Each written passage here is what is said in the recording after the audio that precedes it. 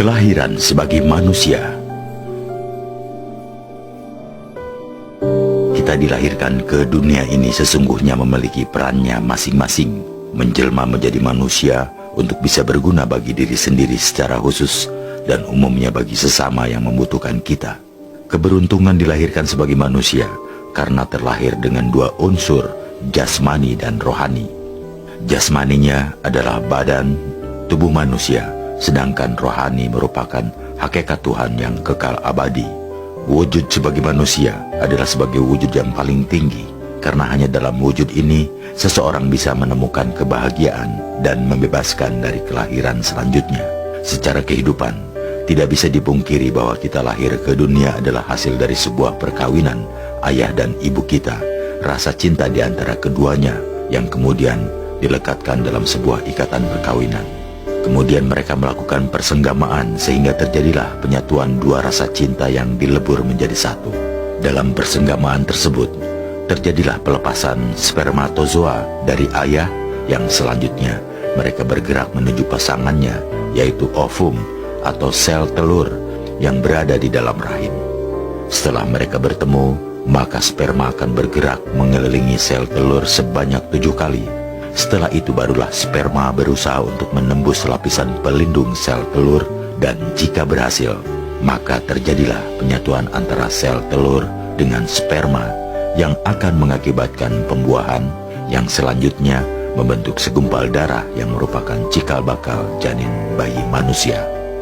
Selanjutnya segumpal darah tersebut berproses menjadi bayi yang sempurna secara jasmania. Kemudian Tuhan Yang Maha Esa meniupkan ruhnya ke dalam janin bayi tersebut. Ketika berada di dalam rahim, sang bayi mengalami keadaan di mana semua aktivitas indrawinya tidak berfungsi secara sempurna.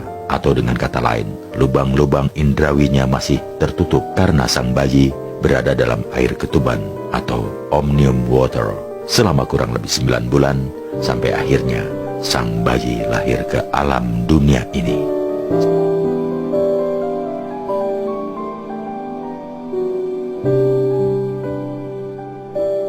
Salah satu konsep orang Jawa di Indonesia, saudara 4 ke 5 pancer, adalah tonggak hidup manusia, yaitu dirinya sendiri. Diri kita dikelilingi oleh 4 makhluk gaib yang tidak kasat mata.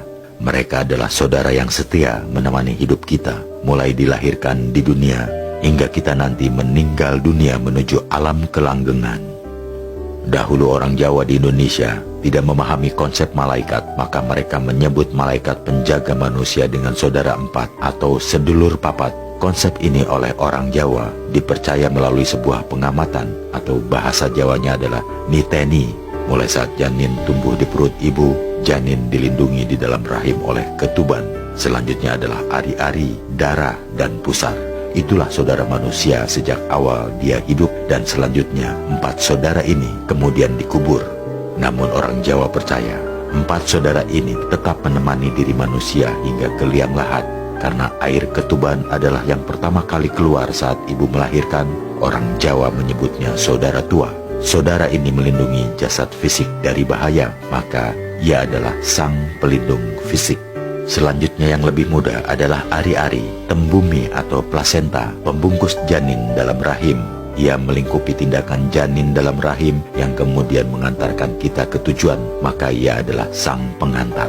Saudara kita selanjutnya adalah darah. Darah ini membantu janin kecil untuk tumbuh berkembang menjadi bayi lengkap. Darah adalah saran dan wahana irodatnya manusia. Darah bisa disebut nyawa bagi janin. Darah disebut dengan pembantu setia manusia menemukan jati dirinya sebagai hamba Tuhan, cermin Tuhan, atau imago Dei. Saudara gaib terakhir adalah pusar. Menurut pemahaman orang Jawa, pusar adalah nabi.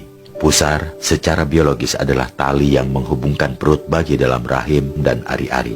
Pusar mendistribusikan makanan yang dikonsumsi ibu ke bayi. Pusar dengan demikian mendistribusikan wahyu ibu manusia, yaitu Tuhan Yang Maha Esa, kepada diri kita. Keempat saudara gaib ini sesungguhnya adalah 4 malaikat penjaga manusia yang berada di kanan, kiri, depan, belakang kita.